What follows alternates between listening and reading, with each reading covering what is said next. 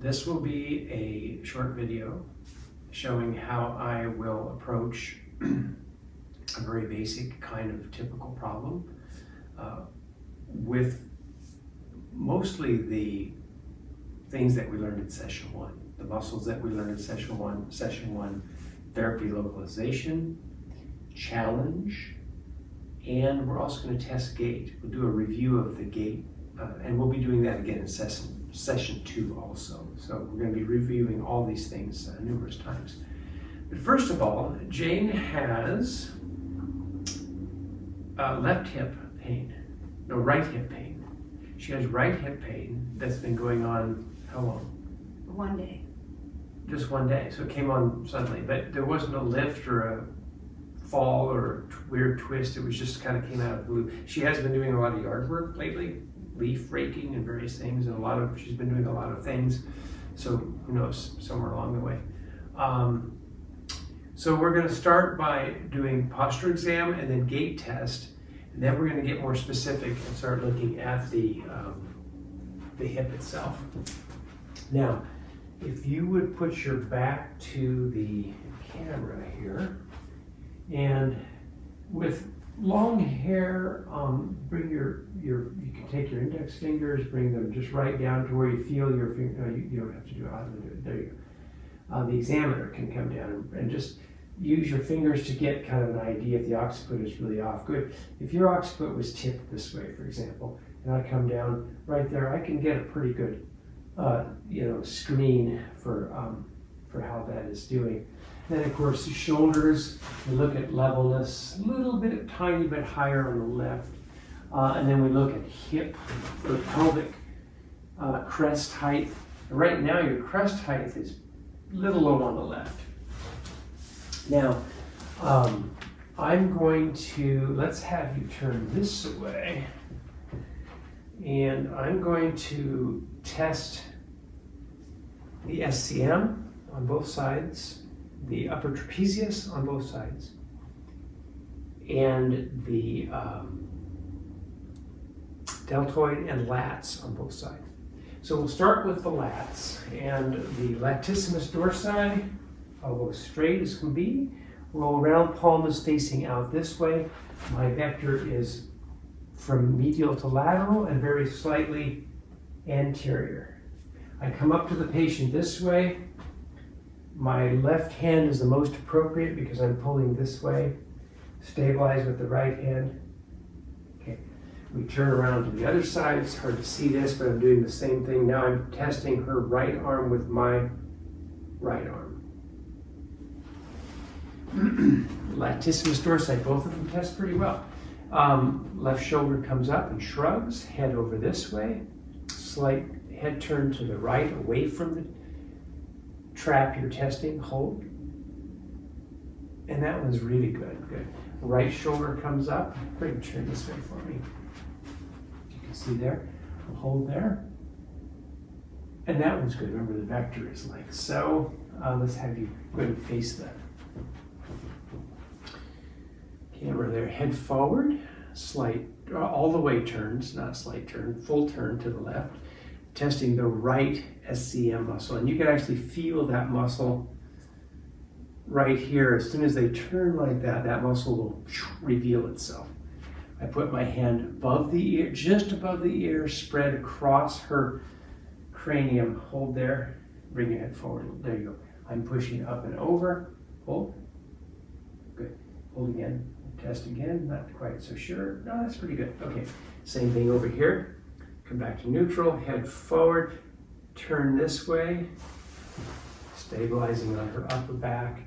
My hand is just above her ear, spread way out, hold.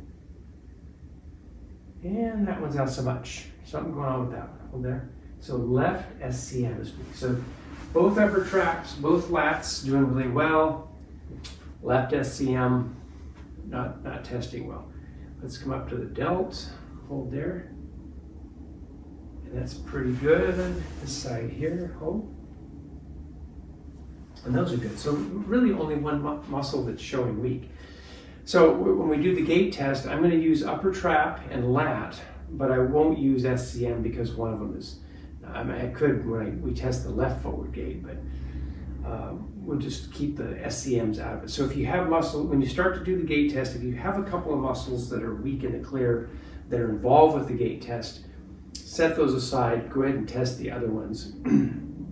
That's typically how I approach it. And then, anyway, so bring your right foot forward into gait position. Her front knee's bent. Make sure you're still weight on your back foot. There you go, perfect.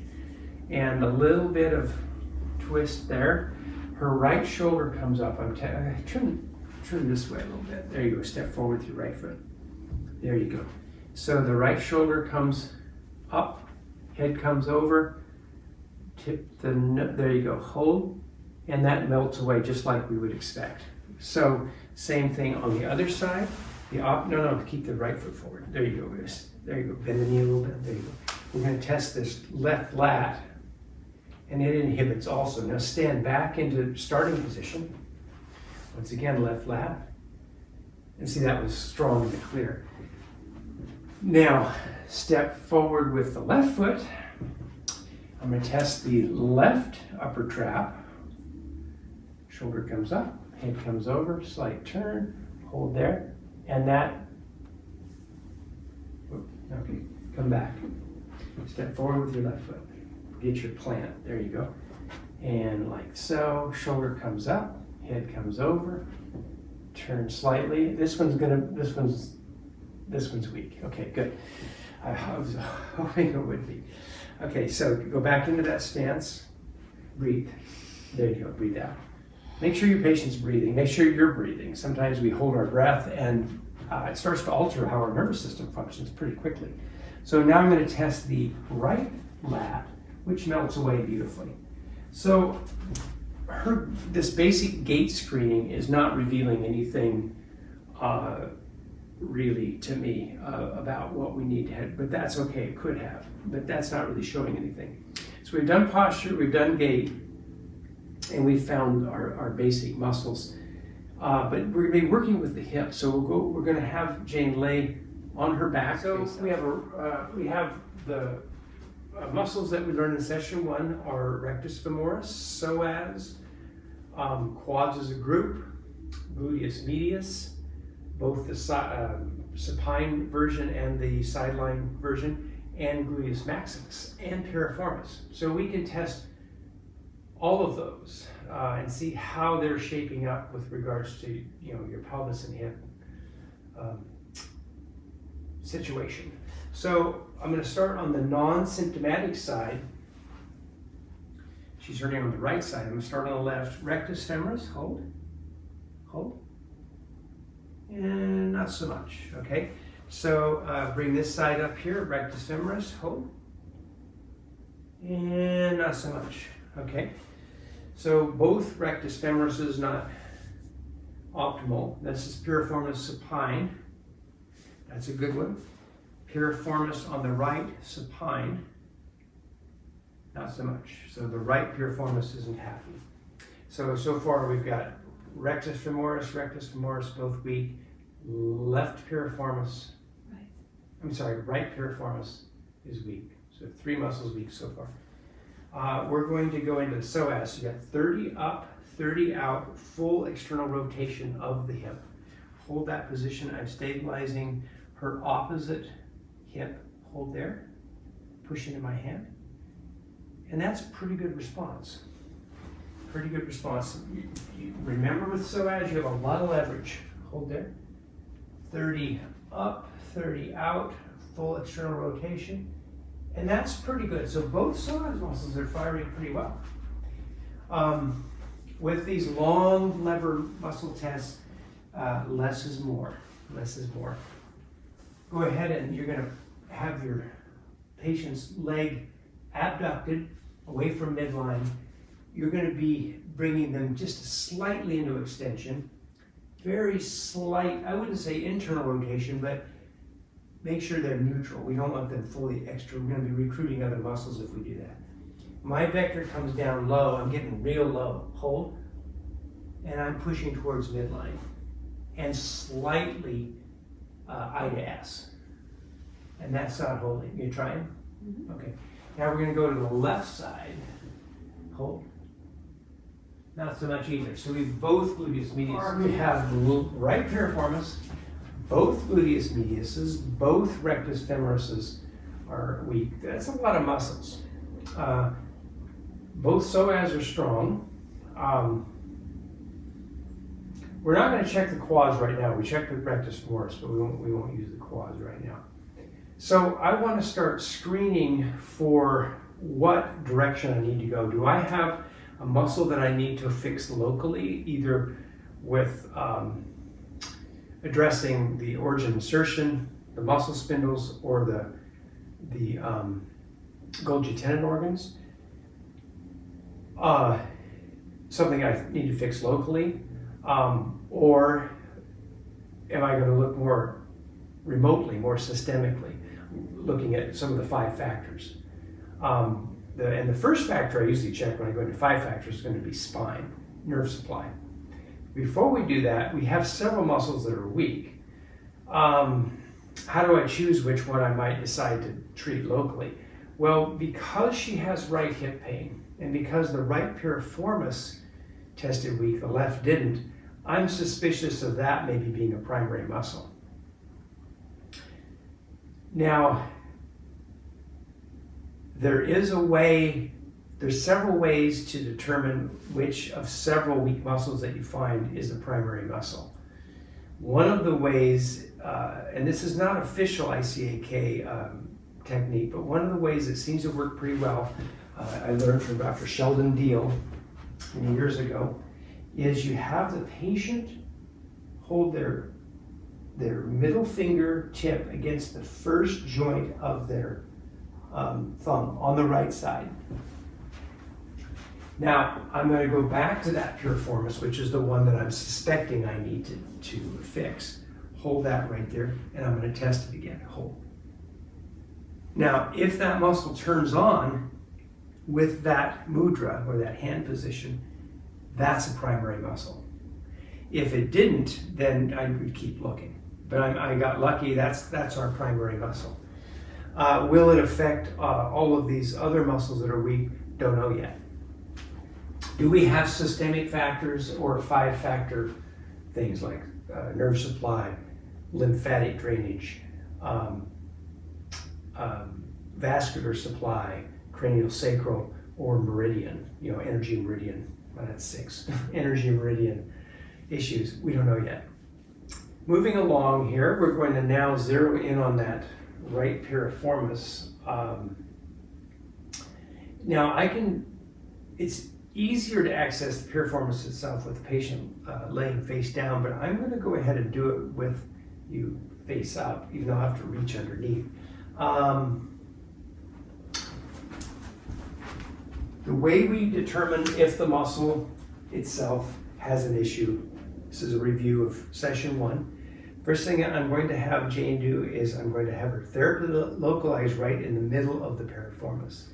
Now she knows where that's at, but most of your patients won't. So you find it, and it's right there.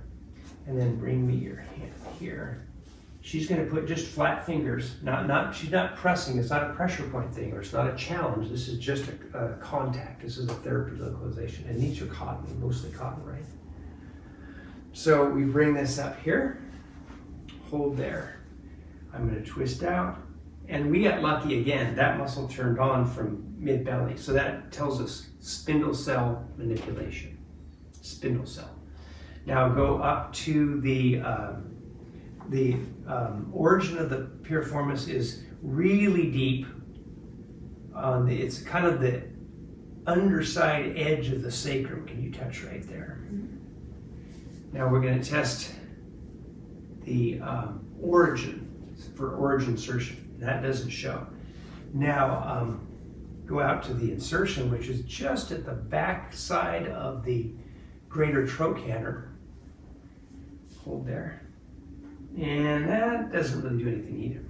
Now we can slip a little farther back towards the mid-belly of the muscle to see if we can get about where the GTO should be. And that doesn't do anything. And we can go to the other side. GTO is kind of hard to get to with the origin of the sacrum. It's not the easiest one. I'm sorry, the piriformis. And no, go back to the mid belly, right there, and we're good. Yeah, so I'm going to spindle that up. Let's have you stand facing this way. I'm going to do it standing because that's where the muscle really comes into play. Oh wait, yeah, let's see, let's try angling this way. Maybe this will give us the best view. So, right piriformis, here's the greater trochanter, that's a great way, and then you just trace in this way to the sacrum and go back, and there's the muscle right there. You're feeling through the glute max, there's no getting around that. You're pressing through the largest muscle in the body to get to this piriformis. So the thing is though, the spindle cell manipulation is very dependent upon direction, vector. So I'm spreading from the middle outward in the middle of the muscle, because that's where the fibers run. Even though I'm pressing through the glute max, those fibers run this way. So my spindling across the fiber is not going to affect the glute max. So now I spindled that up. Now I didn't test to see if it needed spindled up or spindled down. I know it needs spindled up because it's weak. I'm just trying to get that. I'm trying to make a correction right here. This is actually the treatment. Now lean back again, because that's how we tested it first.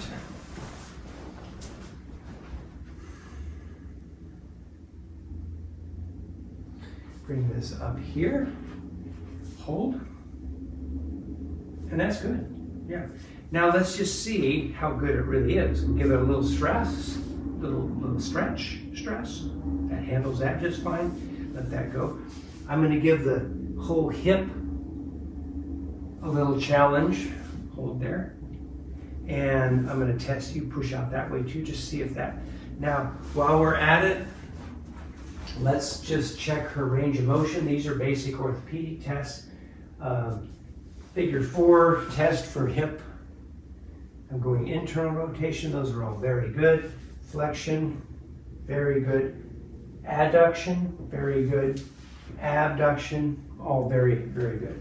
So while we're examining that, we're also challenging it a little bit. Let's see if that handled that. Lastly, I'm going to mildly simulate walking, the kind of force that would go up through that joint walking. Hold there. And that's good. So fortunately, at least now that muscle has been corrected with just spindle technique. Let's see what happened to the other muscles. Now, we corrected the right piriformis using neuromuscular spindle cell manipulation that we learned in the second day of session 1. Jane had several other muscles weak. We had a rectus femoris hold. That's push, push. That's good. We had our psoas muscles were good. Our gluteus medius tested supine. That's push, push. That's much, much better. Push, push. Okay, very good. So, and we know the piriformis is turned on now. Now, let's have you stand again, because the first muscle that we found weak was the left SCM. Right. Right SCM? I think so. Maybe it was. Head forward, turn. If both of them are strong now, we know we hold there. That's pretty good. Now, hold there. Hold there. Hold there. And that's good. So actually, I think it was the left. Because I remember, I think it was the left. Both are strong now. So everything responded to that one treatment. Now, we got really lucky. And Jane her body's pretty well tuned, so she responds really well. But that shows how we use session 1 material, session 1 protocols to both determine and then correct a problem. Now, we'll want to know if the pain goes away. After you walk around a little bit, we'll see. And if not, then we'll have to make another video and find out what else is involved here. Yeah.